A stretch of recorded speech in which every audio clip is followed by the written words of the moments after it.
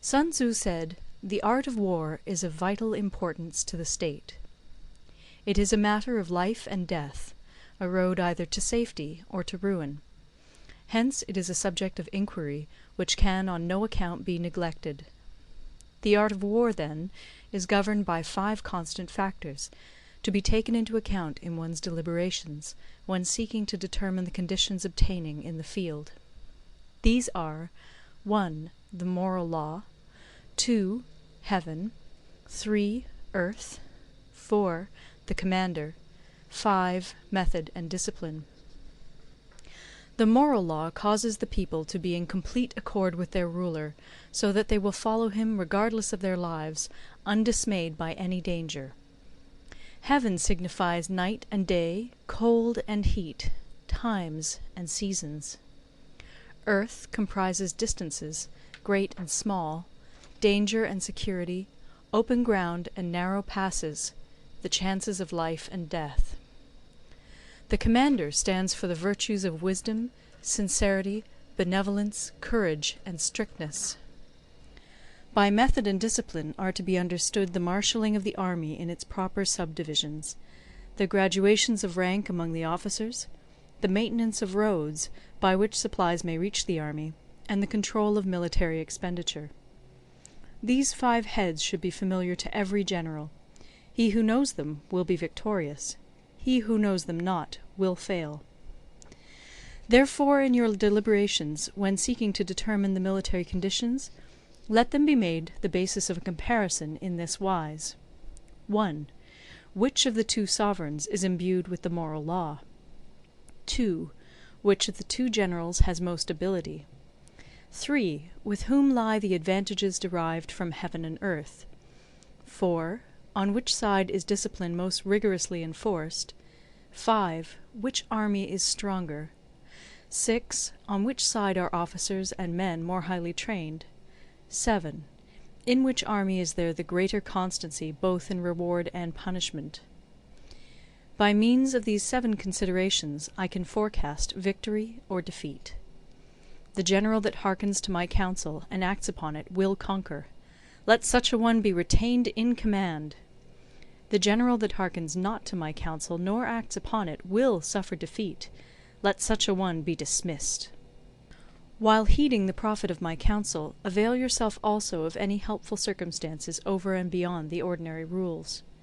According as circumstances are favourable, one should modify one's plans. All warfare is based on deception. Hence, when able to attack, we must seem unable.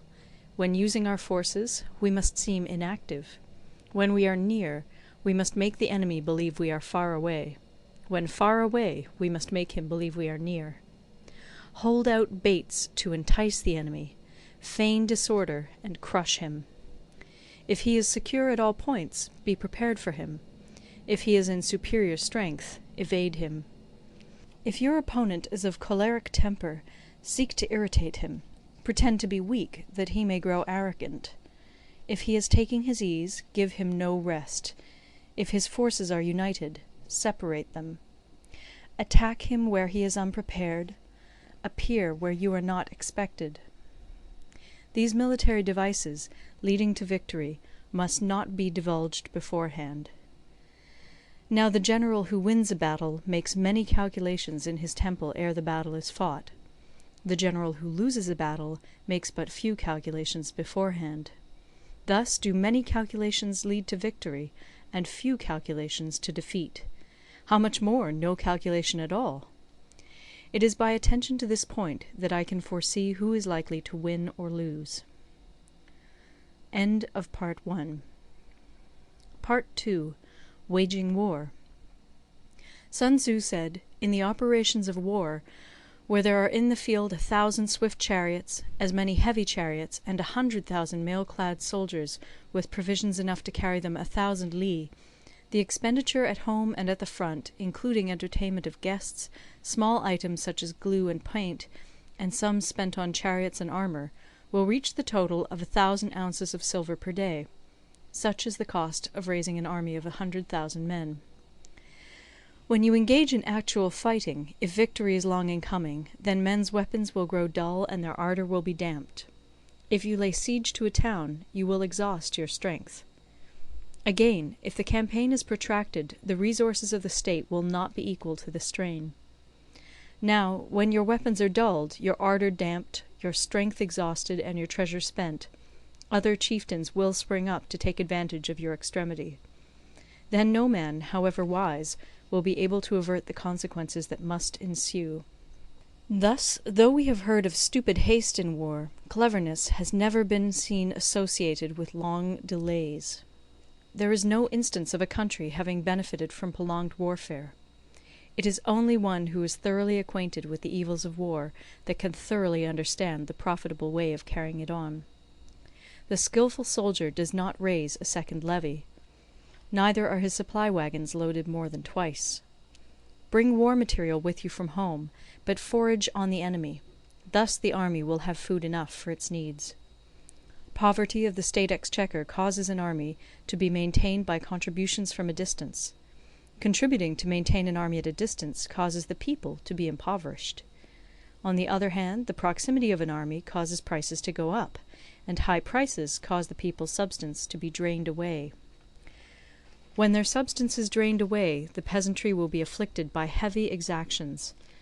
With this loss of substance and exhaustion of strength, the homes of the people will be stripped bare, and 3/10 of their income will be dissipated, while government expenses for broken chariots, worn-out horses, breastplates and helmets, bows and arrows, spears and shields, protective mantles, draught oxen, and heavy wagons will amount to 4/10 of its total revenue. Hence, a wise general makes a point of foraging on the enemy. 1 cartload of the enemy's provisions is equivalent to 20 of one's own, and likewise a single picul of his provender is equivalent to 20 from one's own store. Now, in order to kill the enemy, our men must be roused to anger. That there may be advantage from defeating the enemy, they must have their rewards. Therefore, in chariot fighting, when 10 or more chariots have been taken, those should be rewarded who took the first. Our own flags should be substituted for those of the enemy, and their chariots mingled and used in conjunction with ours. The captured soldiers should be kindly treated and kept. This is called using the conquered foe to augment one's own strength. In war, then, let your great object be victory, not lengthy campaigns. Thus it may be known that the leader of armies is the arbiter of the people's fate, the man on whom it depends whether the nation shall be in peace or in peril. End of Part 2. Recorded in Toronto, Ontario by Moira Fogarty, October 2006. Part 3. Attack by Stratagem. Sun Tzu said, "In the practical art of war, the best thing of all is to take the enemy's country whole and intact. To shatter and destroy it is not so good. So, too, it is better to recapture an army entire than to destroy it, to capture a regiment, a detachment, or a company entire than to destroy them. The highest form of generalship is to balk the enemy's plans. The next best is to prevent the junction of the enemy's forces. The next in order is to attack the enemy's army in the field. And the worst policy of all is to besiege walled cities. The rule is, not to besiege walled cities if it can possibly be avoided. The preparation of mantlets, movable shelters, and various implements of war will take up 3 whole months, and the piling up of mounds against the walls will take 3 months more. The general, unable to control his irritation, will launch his men to the assault like swarming ants, with the result that 1/3 of his men are slain, while the town still remains untaken. Such are the disastrous effects of a siege. Therefore the skilful leader subdues the enemy's troops without any fighting. He captures their cities without laying siege to them. He overthrows their kingdom without lengthy operations in the field. With his forces intact he will dispute the mastery of the empire, and thus, without losing a man, his triumph will be complete. This is the method of attacking by stratagem. It is the rule in war, if our forces are 10 to the enemy's 1, to surround him; if 5 to 1, to attack him; if twice as numerous, to divide our army into 2.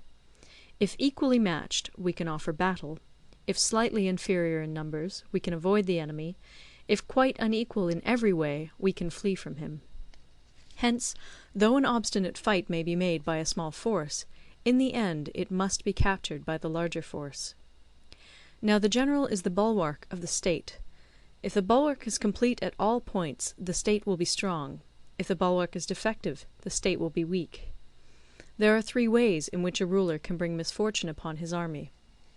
1. By commanding the army to advance or to retreat, being ignorant of the fact that it cannot obey. This is called hobbling the army. 2. By attempting to govern an army in the same way as he administers a kingdom, being ignorant of the conditions which obtain in an army. This causes restlessness in the soldiers' minds.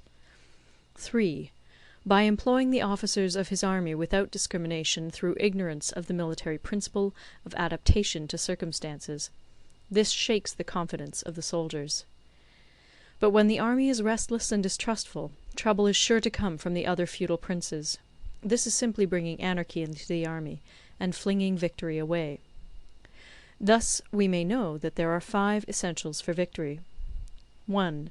He will win who knows when to fight and when not to fight. 2. He will win who knows how to handle both superior and inferior forces. 3. He will win whose army is animated by the same spirit throughout all its ranks. 4. He will win who, prepared himself, waits to take the enemy unprepared. 5. He will win who has military capacity and is not interfered with by the sovereign. Hence the saying, if you know the enemy and know yourself, you need not fear the result of 100 battles. If you know yourself, but not the enemy, for every victory gained you will also suffer a defeat. If you know neither the enemy nor yourself, you will succumb in every battle. End of Part 3. Part 4. Tactical Dispositions. Sun Tzu said, "The good fighters of old first put themselves beyond the possibility of defeat, and then waited for an opportunity of defeating the enemy. To secure ourselves against defeat lies in our own hands, but the opportunity of defeating the enemy is provided by the enemy himself. Thus the good fighter is able to secure himself against defeat, but cannot make certain of defeating the enemy. Hence the saying, one may know how to conquer without being able to do it." Security against defeat implies defensive tactics. Ability to defeat the enemy means taking the offensive. Standing on the defensive indicates insufficient strength. Attacking, a superabundance of strength. The general who is skilled in defence hides in the most secret recesses of the earth. He who is skilled in attack flashes forth from the topmost heights of heaven. Thus, on the one hand, we have ability to protect ourselves, on the other, a victory that is complete. To see victory only when it is within the ken of the common herd is not the acme of excellence. Neither is it the acme of excellence if you fight and conquer, and the whole empire says, "Well done!" To lift an autumn hair is no sign of great strength. To see the sun and moon is no sign of sharp sight. To hear the noise of thunder is no sign of a quick ear. What the ancients called a clever fighter is one who not only wins, but excels in winning with ease. Hence his victories bring him neither reputation for wisdom nor credit for courage. He wins his battles by making no mistakes. Making no mistakes is what establishes the certainty of victory, for it means conquering an enemy that is already defeated. Hence the skilful fighter puts himself into a position which makes defeat impossible, and does not miss the moment for defeating the enemy. Thus it is that in war the victorious strategist only seeks battle after the victory has been won, whereas he who is destined to defeat first fights and afterwards looks for victory. The consummate leader cultivates the moral law and strictly adheres to method and discipline. Thus it is in his power to control success. In respect of military method we have, firstly, measurement; secondly, estimation of quantity; thirdly, calculation; fourthly, balancing of chances; fifthly, victory. Measurement owes its existence to earth; estimation of quantity to measurement; calculation to estimation of quantity; balancing of chances to calculation; and victory to balancing of chances. A victorious army opposed to a routed one is as a pound's weight placed in the scale against a single grain. The onrush of a conquering force is like the bursting of pent-up waters into a chasm 1,000 fathoms deep. End of Part 4. Recorded in Toronto, Ontario by Moira Fogarty, October 2006. Giles. Part 5. Energy. Sun Tzu said, "The control of a large force is the same principle as the control of a few men. It is merely a question of dividing up their numbers." Fighting with a large army under your command is nowise different from fighting with a small one. It is merely a question of instituting signs and signals.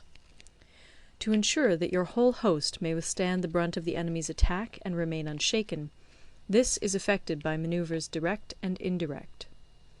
That the impact of your army may be like a grindstone dashed against an egg, this is effected by the science of weak points and strong.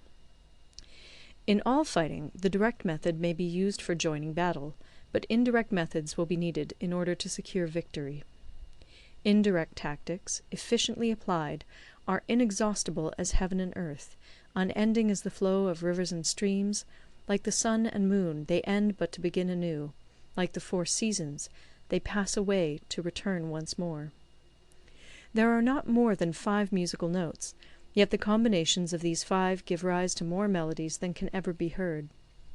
There are not more than 5 primary colours, blue, yellow, red, white, and black, yet in combination they produce more hues than can ever be seen.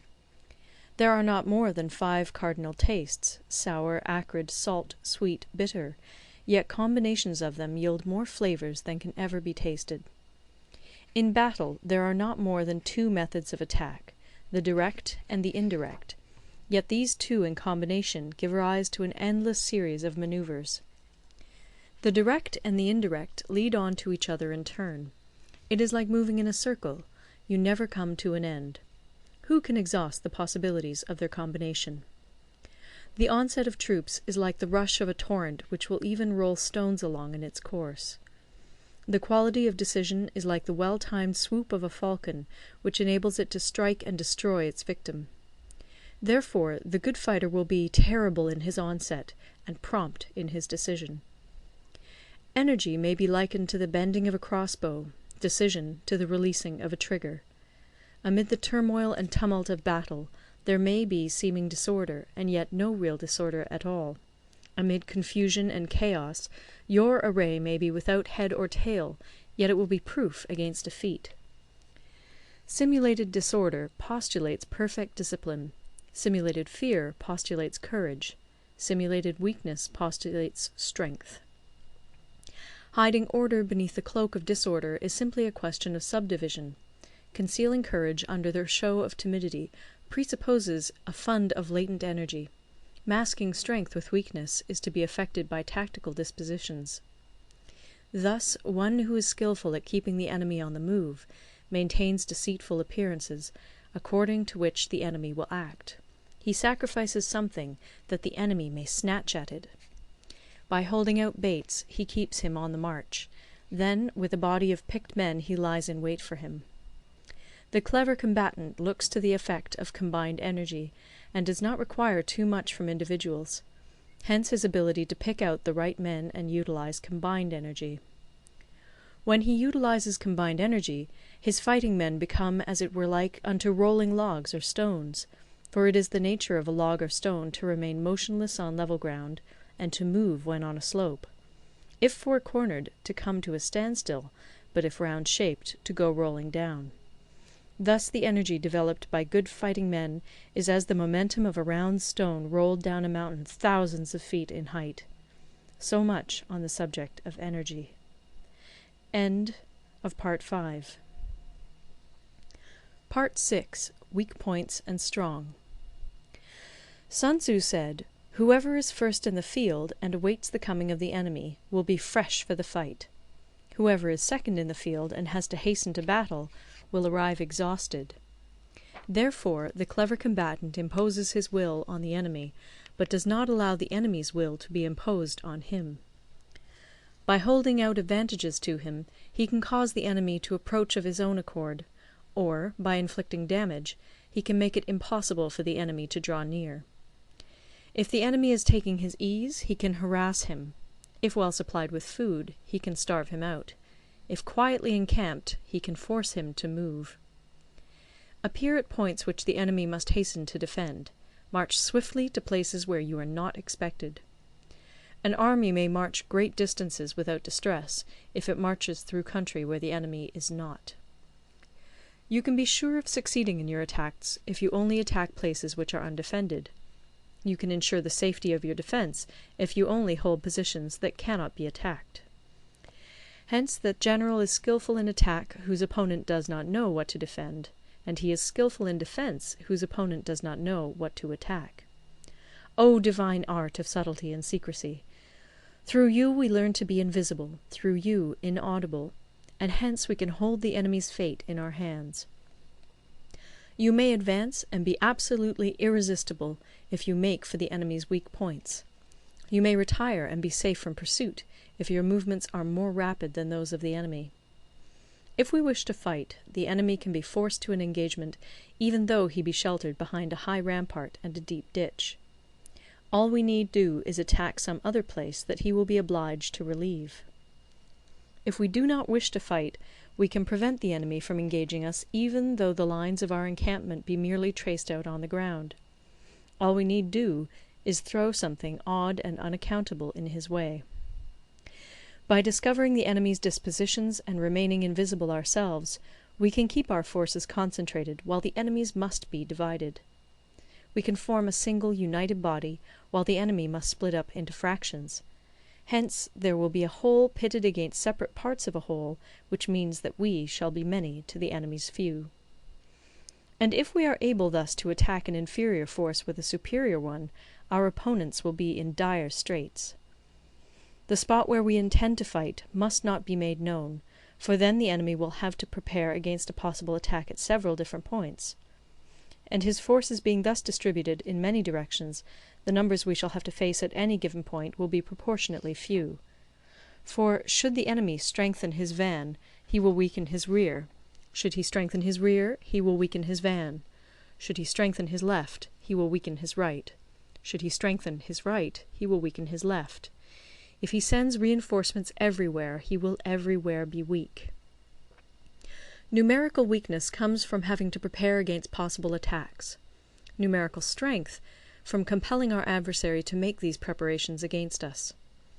Knowing the place and the time of the coming battle, we may concentrate from the greatest distances in order to fight. But if neither time nor place be known, then the left wing will be impotent to succour the right equally impotent to succour the left, the van unable to relieve the rear, or the rear to support the van. How much more so if the furthest proportions of the army are anything under 100 li apart, and even the nearest are separated by several li. Though according to my estimate the soldiers of Yue exceed our own in number, that shall advantage them nothing in the matter of victory. I say then that victory can be achieved. Though the enemy be stronger in numbers, we may prevent him from fighting. Scheme so as to discover his plans and the likelihood of their success. Rouse him, and learn the principle of his activity or inactivity.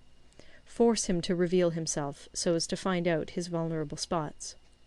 Carefully compare the opposing army with your own, so that you may know where strength is superabundant and where it is deficient.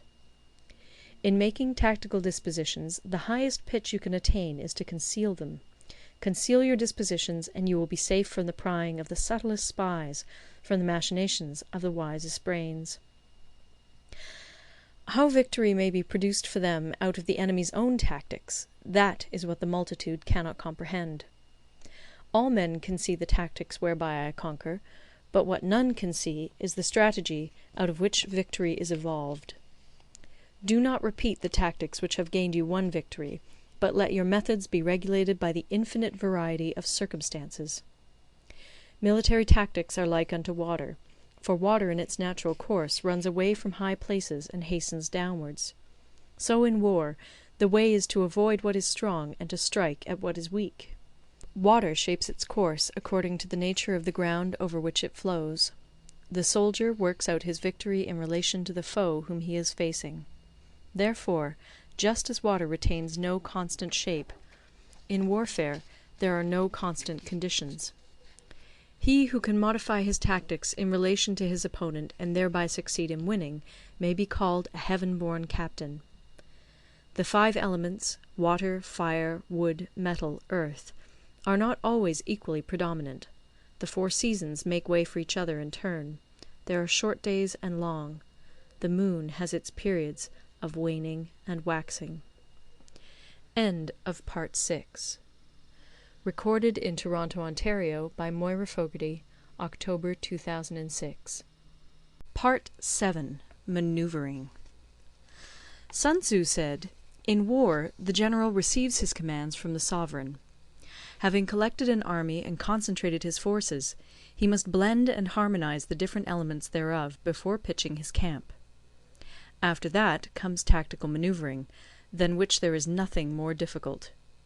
The difficulty of tactical maneuvering consists in turning the devious into the direct, and misfortune into gain. Thus, to take a long and circuitous route, after enticing the enemy out of the way, and those starting after him, to contrive to reach the goal before him, shows knowledge of the artifice of deviation. Maneuvering with an army is advantageous; with an undisciplined multitude, most dangerous. If you set a fully equipped army in march in order to snatch an advantage, the chances are that you will be too late. On the other hand, to detach a flying column for the purpose involves the sacrifice of its baggage and stores. Thus, if you order your men to roll up their buff coats and make forced marches without halting day or night, covering double the usual distance at a stretch, doing 100 li in order to wrest an advantage, the leaders of all your 3 divisions will fall into the hands of the enemy. The stronger men will be in front, the jaded ones will fall behind, and on this plan only 1/10 of your army will reach its destination. If you march 50 li in order to outmaneuver the enemy, you will lose the leader of your first division, and only half your force will reach the goal. If you march 30 li with the same object, 2/3 of your army will arrive. We may take it then that an army without its baggage train is lost; without provisions, it is lost; without bases of supply, it is lost. We cannot enter into alliances until we are acquainted with the designs of our neighbours. We are not fit to lead an army on the march unless we are familiar with the face of the country, its mountains and forests, its pitfalls and precipices, its marshes and swamps. We shall be unable to turn natural advantage to account unless we make use of local guides. In war, practice dissimulation and you will succeed. Whether to concentrate or to divide your troops must be decided by circumstances. Let your rapidity be that of the wind, your compactness that of the forest. In raiding and plundering be like fire, in immovability like a mountain. Let your plans be dark, and impenetrable as night, and when you move, fall like a thunderbolt. When you plunder a countryside, let the spoil be divided amongst your men. When you capture new territory, cut it up into allotments for the benefit of the soldiery. Ponder and deliberate before you make a move. He will conquer who has learnt the artifice of deviation. Such is the art of manoeuvring. The Book of Army Management says, "On the field of battle the spoken word does not carry far enough. Hence the institution of gongs and drums. Nor can ordinary objects be seen clearly enough. Hence the institution of banners and flags. Gongs and drums, banners and flags, are means whereby the ears and eyes of the host may be focused on one particular point. The host thus forming a single united body, it is impossible either for the brave to advance alone, or for the cowardly to retreat alone. This is the art of handling large masses of men. In night fighting, then, make much use of signal flyers and drums, and in fighting by day, of flags and banners, as a means of influencing the ears and eyes of your army. A whole army may be robbed of its spirit. A commander-in-chief may be robbed of his presence of mind. Now, a soldier's spirit is keenest in the morning; by noonday it has begun to flag, and in the evening his mind is bent only on returning to camp. A clever general, therefore, avoids an army when its spirit is keen, but attacks it when it is sluggish and inclined to return. This is the art of studying moods. Disciplined and calm, to await the appearance of disorder and hubbub amongst the enemy. This is the art of retaining self-possession. To be near the goal while the enemy is still far from it, to wait at ease while the enemy is toiling and struggling, to be well fed while the enemy is famished, this is the art of husbanding one's strength. To refrain from intercepting an enemy whose banners are in perfect order, to refrain from attacking an army drawn up in calm and confident array, this is the art of studying circumstances. It is a military axiom not to advance uphill against the enemy, nor to oppose him when he comes downhill. Do not pursue an enemy who simulates flight. Do not attack soldiers whose temper is keen. Do not swallow bait offered by the enemy. Do not interfere with an army that is returning home. When you surround an army, leave an outlet free. Do not press a desperate foe too hard. Such is the art of warfare. End of Part 7. Part 8. Variation in Tactics. Sun Tzu said, "In war, the general receives his commands from the sovereign, collects his army, and concentrates his forces. When in difficult country, do not encamp. In country where high roads intersect, join hands with your allies. Do not linger in dangerously isolated positions. In hemmed-in situations, you must resort to stratagem. In desperate position, you must fight. There are roads which must not be followed, armies which must not be attacked, towns which must not be besieged, positions which must not be contested, commands of the sovereign which must not be obeyed." The general who thoroughly understands the advantages that accompany variation of tactics knows how to handle his troops. The general who does not understand these may be well acquainted with the configuration of the country, yet he will not be able to turn his knowledge to practical account. So, the student of war who is unversed in the art of war of varying his plans, even though he be acquainted with the 5 advantages, will fail to make the best use of his men. Hence, in the wise leader's plans, considerations of advantage and of disadvantage will be blended together. If our expectation of advantage be tempered in this way, we may succeed in accomplishing the essential part of our schemes. If, on the other hand, in the midst of difficulties we are always ready to seize an advantage, we may extricate ourselves from misfortune. Reduce the hostile chiefs by inflicting damage on them, and make trouble for them, and keep them constantly engaged. Hold out specious allurements, and make them rush to any given point. The art of war teaches us to rely not on the likelihood of the enemy's not coming, but on our own readiness to receive him; not on the chance of his not attacking, but rather on the fact that we have made our position unassailable. There are 5 dangerous faults which may affect a general. 1. Recklessness, which leads to destruction. 2. Cowardice, which leads to capture. 3. A hasty temper, which can be provoked by insults. 4. A delicacy of honour, which is sensitive to shame. 5. Over-solicitude for his men, which exposes him to worry and trouble. These are the 5 besetting sins of a general, ruinous to the conduct of war. When an army is overthrown and its leader slain, the cause will surely be found among these 5 dangerous faults. Let them be a subject of meditation. End of Part 9. Recorded in Toronto, Ontario by Moira Fogarty, October 2006. Part 9. The Army on the March. Sun Tzu said, "We come now to the question of encamping the army, and observing signs of the enemy. Pass quickly over mountains, and keep in the neighbourhood of valleys. Camp in high places, facing the sun. Do not climb heights in order to fight." So much for mountain warfare. After crossing a river, you should get far away from it. When an invading force crosses a river in its onward march, do not advance to meet it in midstream. It will be best to let half the army get across, and then deliver your attack. If you are anxious to fight, you should not go to meet the invader near a river which he has to cross. Moor your craft higher up than the enemy, and facing the sun. Do not move upstream to meet the enemy.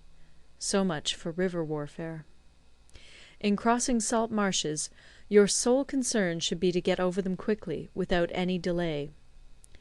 If forced to fight in a salt marsh, you should have water and grass near you, and get your back to a clump of trees. So much for operations in salt marshes. In dry, level country, take up an easily accessible position with rising ground to your right and on your rear, so that the danger may be in front and safety lie behind. So much for campaigning in flat country. These are the 4 useful branches of military knowledge which enabled the Yellow Emperor to vanquish 4 several sovereigns. All armies prefer high ground to low, and sunny places to dark. If you are careful of your men and camp on hard ground, the army will be free from disease of every kind, and this will spell victory. When you come to a hill or a bank, occupy the sunny side, with the slope on your right rear. Thus you will at once act for the benefit of your soldiers, and utilize the natural advantages of the ground. When, in consequence of heavy rains up country, a river which you wish to ford is swollen and flecked with foam, you must wait until it subsides. Country in which there are precipitous cliffs with torrents running between, deep natural hollows, confined places, tangled thickets, quagmires, and crevasses, should be left with all possible speed, and not approached. While we keep away from such places, we should get the enemy to approach them. While we face them, we should let the enemy have them on his rear. If in the neighbourhood of your camp there should be any hilly country, ponds surrounded by aquatic grass, hollow basins filled with reeds, or woods with thick undergrowth, they must be carefully routed out and searched, for these are places where men in ambush or insidious spies are likely to be lurking. When the enemy is close at hand and remains quiet, he is relying on the natural strength of his position. When he keeps aloof and tries to provoke a battle, he is anxious for the other side to advance. If his place of encampment is easy of access, he is tendering a bait. Movement amongst the trees of a forest shows that the enemy is advancing. The appearance of a number of screens in the midst of thick grass means that the enemy wants to make us suspicious. The rising of birds in their flight is the sign of an ambuscade. Startled beasts indicate that a sudden attack is coming. When there is dust rising in a high column, it is the sign of chariots advancing. When the dust is low, but spread over a wide area, it betokens the approach of infantry. When it branches out in different directions, it shows that parties have been sent to collect firewood. A few clouds of dust, moving to and fro, signify that the army is encamping. Humble words and increased preparations are signs that the enemy is about to advance. Violent language and driving forward as if to the attack are signs that he will retreat. When the light chariots come out first and take up a position on the wings, it is a sign that the enemy is forming for battle. Peace proposals unaccompanied by a sworn covenant indicate a plot. When there is much running about, and the soldiers fall into rank, it means that the critical moment has come. When some are seen advancing and some retreating, it is a lure. When the soldiers stand leaning on their spears, they are faint from want of food. If those who are sent to draw water begin by drinking themselves, the army is suffering from thirst. If the enemy sees an advantage to be gained and makes no effort to secure it, the soldiers are exhausted. If birds gather on any spot, it is unoccupied. Clamour by night betokens nervousness. If there is a disturbance in the camp, the general's authority is weak. If the banners and flags are shifted about, sedition is afoot. If the officers are angry, it means that the men are weary. When an army feeds its horses with grain and kills its cattle for food, and when the men do not hang their cooking pots over the campfires, showing that they will not return to their tents, you may know that they are determined to fight to the death. The sight of men whispering together in small knots, or speaking in subdued tones, points to disaffection amongst the rank and file. Too frequent rewards signify that the enemy is at the end of his resources. Too many punishments betray a condition of dire distress. To begin by bluster, but afterwards to take fright at the enemy's numbers, shows a supreme lack of intelligence. When envoys are sent with compliments in their mouths, it is a sign that the enemy wishes for a truce. If the enemy's troops march up angrily and remain facing ours for a long time without either joining battle or taking themselves off again, the situation is one that demands great vigilance and circumspection. If our troops are no more in number than the enemy, that is amply sufficient. It only means that no direct attack can be made. What we can do is simply to concentrate all our available strength, keep a close watch on the enemy, and obtain reinforcements. He who exercises no forethought, but makes light of his opponents, is sure to be captured by them. If soldiers are punished before they have grown attached to you, they will not prove submissive. And, unless submissive, they will be practically useless. If, when the soldiers have become attached to you, punishments are not enforced, they will still be useless. Therefore, soldiers must be treated in the first instance with humanity, but kept under control by means of iron discipline. This is a certain road to victory. If in training soldiers commands are habitually enforced, the army will be well disciplined. If not, its discipline will be bad. If a general shows confidence in his men, but always insists on his orders being obeyed, the gain will be mutual. End of Part 9. Part 10. Terrain. Sun Tzu said, we may distinguish 6 kinds of terrain, to wit, 1. Accessible ground, 2.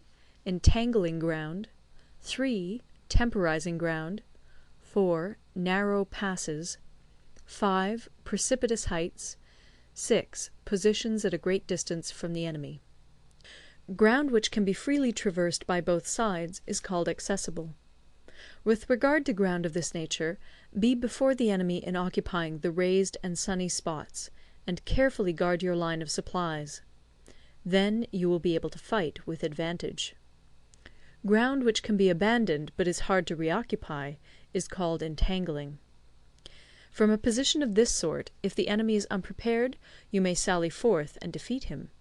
But if the enemy is prepared for your coming, and you fail to defeat him, then, return being impossible, disaster will ensue. When the position is such that neither side will gain by making the first move, it is called temporizing ground. In a position of this sort, even though the enemy should offer us an attractive bait, it will be advisable not to stir forth, but rather to retreat, thus enticing the enemy in his turn. Then, when part of his army has come out, we may deliver our attack with advantage. With regard to narrow passes, if you can occupy them first, let them be strongly garrisoned and await the advent of the enemy. Should the army forestall you in occupying a pass, do not go after him if the pass is fully garrisoned, but only if it is weakly garrisoned. With regard to precipitous heights, if you are beforehand with your adversary, you should occupy the raised and sunny spots, and there wait for him to come up. If the enemy has occupied them before you, do not follow him, but retreat, and try to entice him away.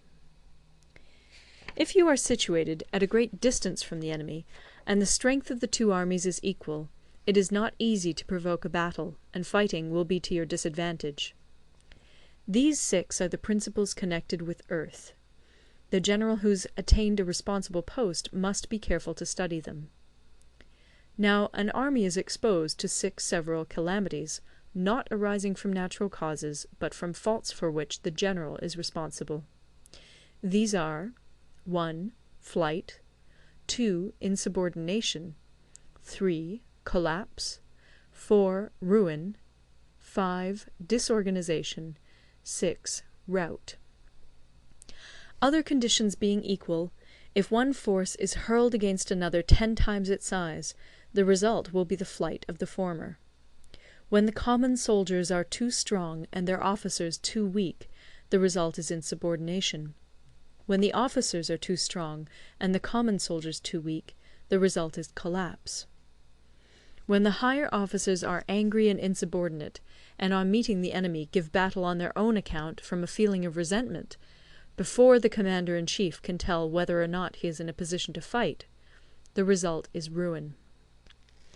When the general is weak and without authority, when his orders are not clear and distinct, when there are no fixed duties assigned to officers and men, and the ranks are formed in a slovenly, haphazard manner, the result is utter disorganization.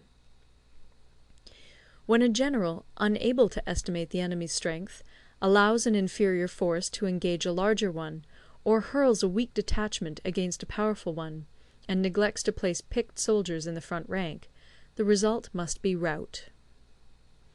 These are 6 ways of courting defeat, which must be carefully noted by the general who has attained a responsible post. The natural formation of the country is the soldier's best ally, but a power of estimating the adversary, of controlling the forces of victory, and of shrewdly calculating difficulties, dangers, and distances, constitutes the test of a great general. He who knows these things, and in fighting puts his knowledge into practice, will win his battles. He who knows them not, nor practices them, will surely be defeated. If fighting is sure to result in victory, then you must fight, even though the ruler forbid it. If fighting will not result in victory, then you must not fight even at the ruler's bidding. The general who advances without coveting fame, and retreats without fearing disgrace, whose only thought is to protect his country and do good service for his sovereign, is the jewel of the kingdom. Regard your soldiers as your children, and they will follow you into the deepest valleys. Look upon them as your own beloved sons, and they will stand by you even unto death. If, however, you are indulgent, but unable to make your authority felt, kind-hearted, but unable to enforce your commands, and incapable, moreover, of quelling disorder, then your soldiers must be likened to spoilt children. They are useless for any practical purpose. If we know that our own men are in a condition to attack, but are unaware that the enemy is not open to attack, we have gone only half-way towards victory. If we know that the enemy is open to attack, but are unaware that our own men are not in a condition to attack, we have gone only half-way towards victory. If we know that the enemy is open to attack, and also know that our men are in a condition to attack, but are unaware that the nature of the ground makes fighting impracticable, we have still only gone half-way towards victory. Hence the experienced soldier, once in motion, is never bewildered. Once he has broken camp, he is never at a loss. Hence the saying, "If you know the enemy and know yourself, your victory will not stand in doubt. If you know heaven and know earth, you may make your victory complete." End of Part 10. Recorded in Toronto, Ontario by Moira Fogarty, October 2000. Part 11. The 9 Situations. Sun Tzu said, "The art of war recognizes 9 varieties of ground. 1. Dispersive ground. 2. Facile ground. 3. Contentious ground. 4. Open ground. 5. Ground of intersecting highways. 6. Serious ground. 7. Difficult ground. 8. Hemmed-in ground. 9. Desperate ground. When a chieftain is fighting in his own territory, it is dispersive ground. When he has penetrated into hostile territory, but to no great distance, it is facile ground. Ground the possession of which imports great advantage to either side is contentious ground. Ground on which each side has liberty of movement is open ground. Ground which forms the key to 3 contiguous states, so that he who occupies it first has most of the empire at his command, is a ground of intersecting highways. When an army has penetrated into the heart of a hostile country, leaving a number of fortified cities in its rear, it is serious ground. Mountain forests, rugged steeps, marshes, and fens, all country that is hard to traverse, this is difficult ground. Ground which is reached through narrow gorges, and from which we can only retire by tortuous paths, so that a small number of the enemy would suffice to crush a large body of our men, This is hemmed-in ground. Ground on which we can only be saved from destruction by fighting without delay is desperate ground. On dispersive ground, therefore, fight not. On facile ground, halt not. On contentious ground, attack not. On open ground, do not try to block the enemy's way. On the ground of intersecting highways, join hands with your allies. On serious ground, gather in plunder. In difficult ground, keep steadily on the march. On hemmed-in ground, resort to stratagem. On desperate ground, fight. Those who were called skilful leaders of old knew how to drive a wedge between the enemy's front and rear, to prevent cooperation between his large and small divisions, to hinder the good troops from rescuing the bad, the officers from rallying their men. When the enemy's men were united, they managed to keep them in disorder. When it was to their advantage, they made a forward move. When otherwise, they stopped still. If asked how to cope with a great host of the enemy in orderly array, and on the point of marching to the attack, I should say, begin by seizing something which your opponent holds dear. Then he will be amenable to your will. Rapidity is the essence of war. Take advantage of the enemy's unreadiness. Make your way by unexpected routes, and attack unguarded spots. The following are the principles to be observed by an invading force. The further you penetrate into a country, the greater will be the solidarity of your troops, and thus the defenders will not prevail against you. Make forays in fertile country in order to supply your army with food. Carefully study the well-being of your men, and do not overtax them. Concentrate your energy and hoard your strength. Keep your army continually on the move, and devise unfathomable plans. Throw your soldiers into positions whence there is no escape, and they will prefer death to flight. If they will face death, there is nothing they may not achieve. Officers and men alike will put forth their uttermost strength. Soldiers, when in desperate straits, lose the sense of fear. If there is no place of refuge, they will stand firm. If they are in hostile country, they will show a stubborn front. If there is no help for it, they will fight hard. Thus, without waiting to be marshalled, the soldiers will be constantly on the qui-vive. Without waiting to be asked, they will do your will. Without restrictions, they will be faithful. Without giving orders, they can be trusted. Prohibit the taking of omens, and do away with superstitious doubts. Then, until death itself comes, no calamity need be feared. If our soldiers are not overburdened with money, it is not because they have a distaste for riches. If their lives are not unduly long, it is not because they are disinclined to longevity. On the day they are ordered out to battle, your soldiers may weep, those sitting up bedewing their garments, and those lying down, letting the tears run down their cheeks. But let them once be brought to bay, and they will display the courage of a Chu or a Kui. The skilful tactician may be likened to the Shuai-jan. Now, the Shuai-jan is a snake that is found in the Ch'ung mountains. Strike at its head, and you will be attacked by its tail. Strike at its tail, and you will be attacked by its head. Strike at the middle, and you will be attacked by head and tail both. Asked if an army can be made to imitate the Shuai-jan, I should answer yes. For the men of Wu and the men of Yue are enemies. Yet if they are crossing a river in the same boat, and are caught by a storm, they will come to each other's assistance, just as the left hand helps the right. Hence it is not enough to put one's trust in the tethering of horses and the burying of chariot wheels in the ground. The principle on which to manage an army is to set up one standard of courage, which all must reach. How to make the best of both strong and weak, that is a question involving the proper use of ground. Thus, the skilful general conducts his army just as though he were leading a single man, willy-nilly, by the hand. It is the business of a general to be quiet, and thus ensure secrecy; upright and just, and thus maintain order. He must be able to mystify his officers and men by false reports and appearances, and thus keep them in total ignorance. By altering his arrangements and changing his plans, he keeps the enemy without definite knowledge. By shifting his camp and taking circuitous routes, he prevents the enemy from anticipating his purpose.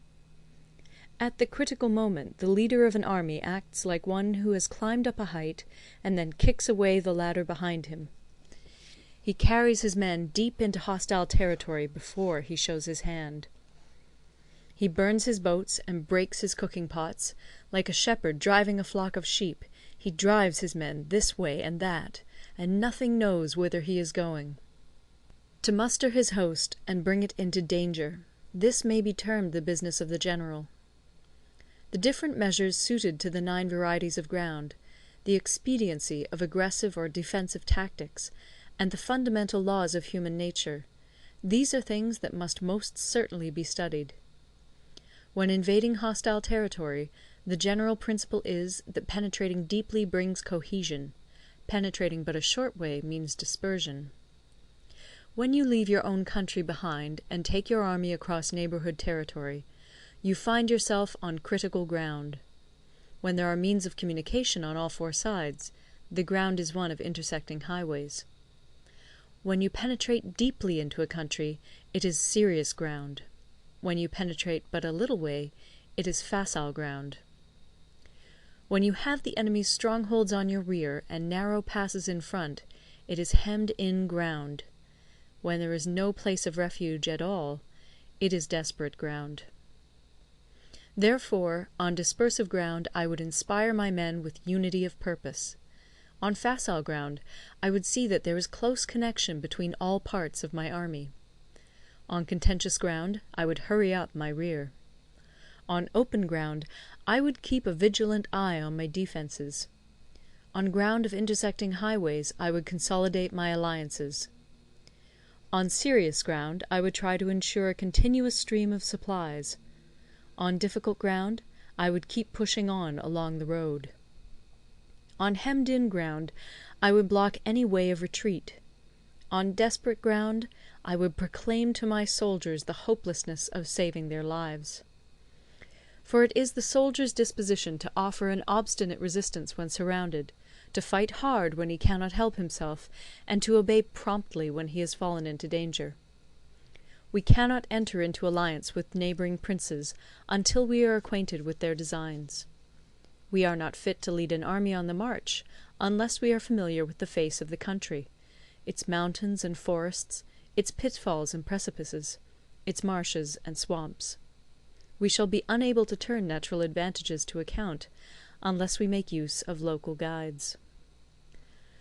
To be ignored of any one of the following 4 or 5 principles does not befit a warlike prince.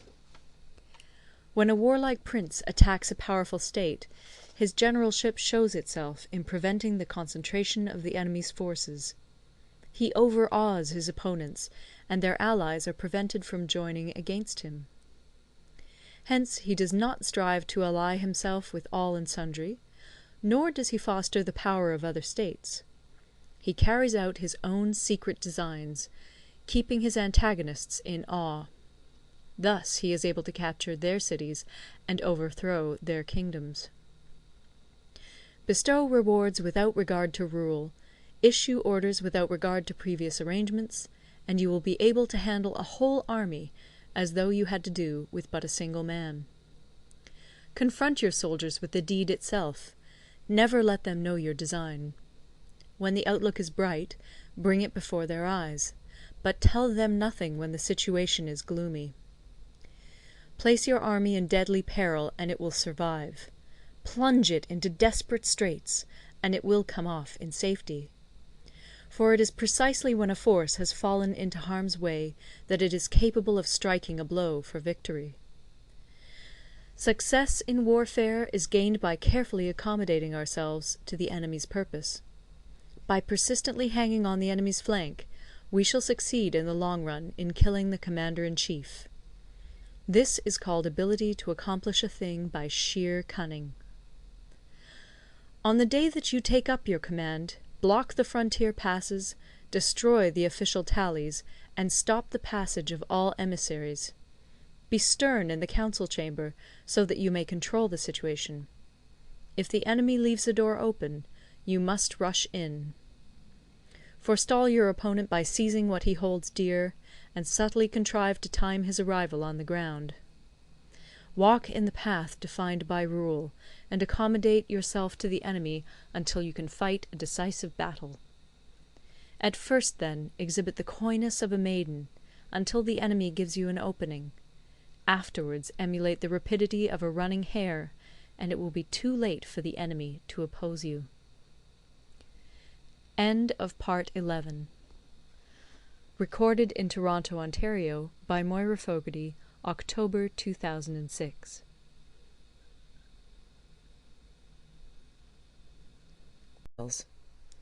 Part 12. The Attack by Fire. Sun Tzu said, "There are 5 ways of attacking with fire. The first is to burn soldiers in their camp. The second is to burn stores. The third is to burn baggage trains. The fourth is to burn arsenals and magazines. The fifth is to hurl dropping fire amongst the enemy." In order to carry out an attack, we must have means available.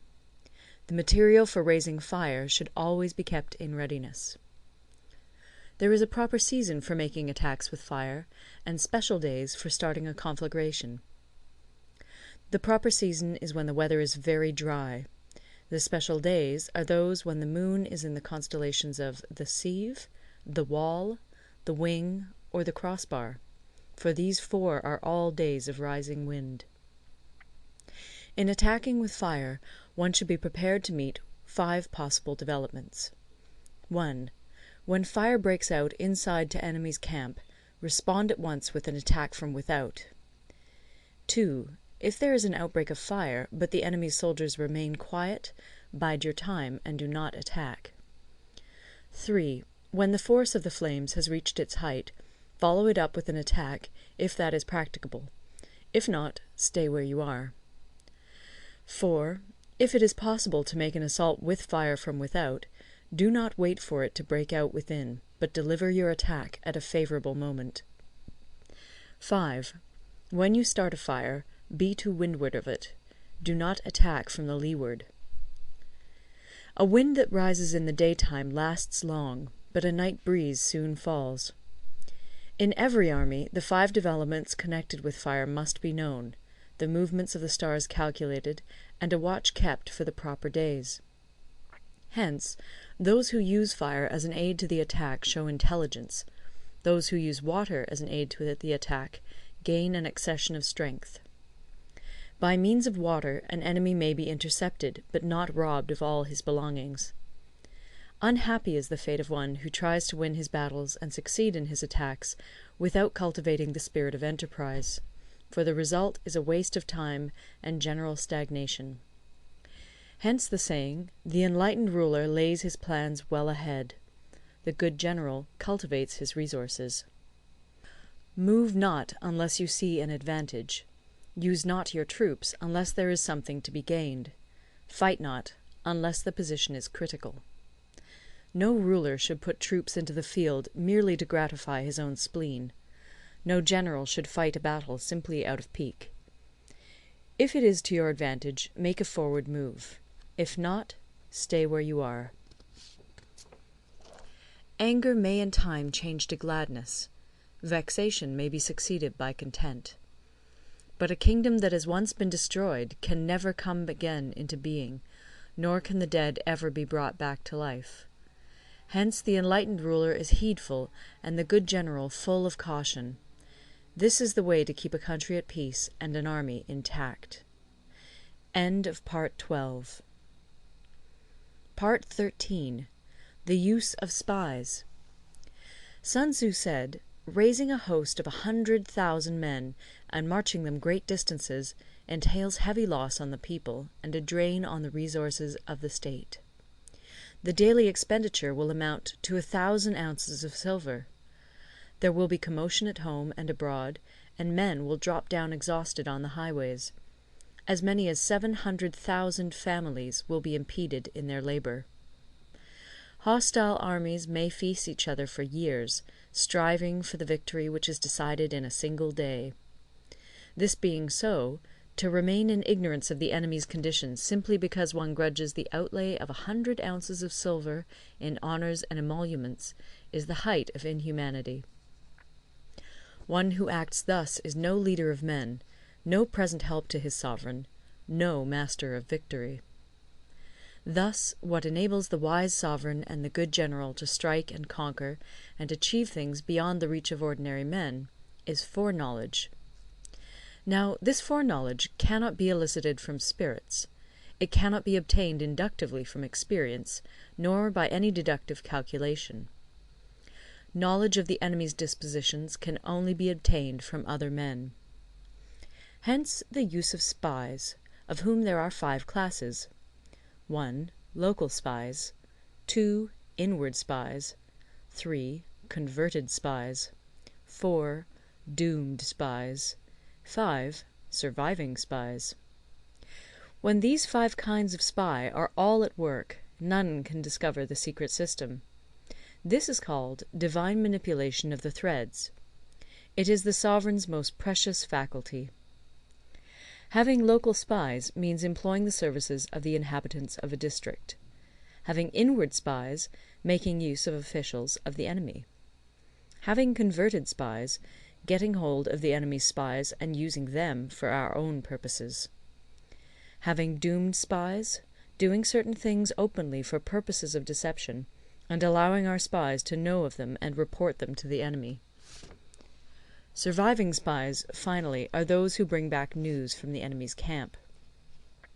Hence it is that none in the whole army are more intimate relations to be maintained than with spies. None should be more liberally rewarded. In no other business should greater secrecy be preserved. Spies cannot be usefully employed without a certain intuitive sagacity. They cannot be properly managed without benevolence and straightforwardness. Without subtle ingenuity of mind, one cannot make certain of the truth of their reports. Be subtle, and use your spies for every kind of business. If a secret piece of news is divulged by a spy before the time is ripe, he must be put to death together with the man to whom the secret was told. Whether the object be to crush an army, to storm a city, or to assassinate an individual, it is always necessary to begin by finding out the names of the attendants, the aides-de-camp, and doorkeepers and sentries of the general in command. Our spies must be commissioned to ascertain these. The enemy's spies, who have come to spy on us, must be sought out, tempted with bribes, led away, and comfortably housed. Thus they will become converted spies and available for our service. It is through the information brought by the converted spy that we are able to acquire and employ local and inward spies. It is owing to this information again that we can cause the doomed spy to carry false tidings to the enemy. Lastly, it is by this information that the surviving spy can be used on appointed occasions. The end and aim of spying in all its 5 varieties is knowledge of the enemy, and this knowledge can only be derived in the first instance from the converted spy. Hence it is essential that the converted spy be treated with the utmost liberality. Of old, the rise of the Yin dynasty was due to Yi Qi, who had served under the Xia. Likewise, the rise of the Chu dynasty was due to Liu Ya, who had served under the Yin. Hence it is only the enlightened ruler and the wise general who will use the highest intelligence of the army for purposes of spying, and thereby they achieve great results. Spies are a most important element in water, because on them depends an army's ability to move. End of The Art of War. Recorded in Toronto, Ontario by Moira Fogarty, October 2006.